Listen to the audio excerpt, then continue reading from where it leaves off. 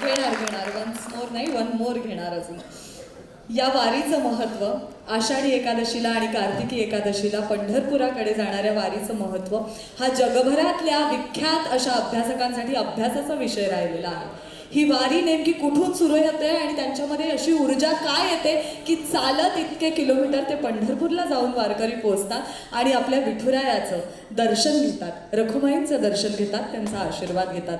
वर्षभराची चेतना, वर्षभराची ऊर्जा त्यांना या पायी चाललेल्या वारीमधनं मिळत जाते.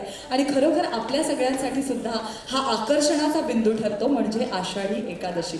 अर्थात आपल्या कामामुळे, आपल्या व्यस्त वेळेमुळे आपल्या सगळ्यांनाच वारीला जाता येत नाही, मात्र सांगीतिक वारीकडे आपण नक्की जाऊ शकतो आणि इथे बसल्या बसल्या आत्ता पंढरपुराचं दर्शनही घेऊ शकतो.